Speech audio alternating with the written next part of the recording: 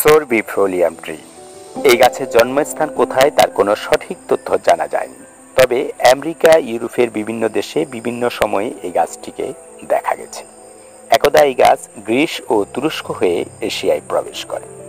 বাংলাদেশে এই গাছের অবস্থান ছিল খুব অল্প সময়, সেই হিসেবে এই গাছকে যাযাবর বৃক্ষ বলা চলে।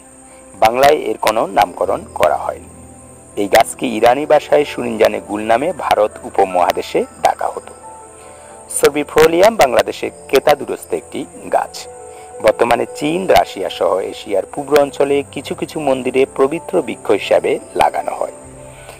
এই গাছের ঔষধি গুণাগুণ নিয়ে আলোচনা করার আগে যারা চ্যানেলটি সাবস্ক্রাইব করেননি, প্লিজ সাবস্ক্রাইব করুন। এই গাছের পাতা থেকে মূল্যবান ব্যথানাশক ঔষধ তৈরি করা হয়। এই গাছের ফুল থেকে মানসিক অবসাদের ঔষধ তৈরি করা হয়। এই গাছের ফুলের সুঘ্রাণ মানুষের মনকে ফুরফুরে করে তোলে। এই গাছের ফুল থেকে প্রস্তুতকৃত ঔষধ মানসিক চাপ কমায়। এছাড়াও আরও কিছু মানসিক রোগীর ক্ষেত্রে ব্যবহার করা হয়। কথিত আছে এই গাছের প্রতি 1000টি ফুলে মাত্র একটি ফল ধরে। এই ফল থেকে অত্যন্ত মূল্যবান শিরপীড়ার ঔষধ তৈরি করা হয়। সরবিফোলিয়াম গাছের ফলের বীজ থেকে তেল হয়। এই তেল মাথা ব্যথা, রিউম্যাটিক বাত সহ আরও কিছু মূল্যবান ঔষধ তৈরির কাজে লাগে।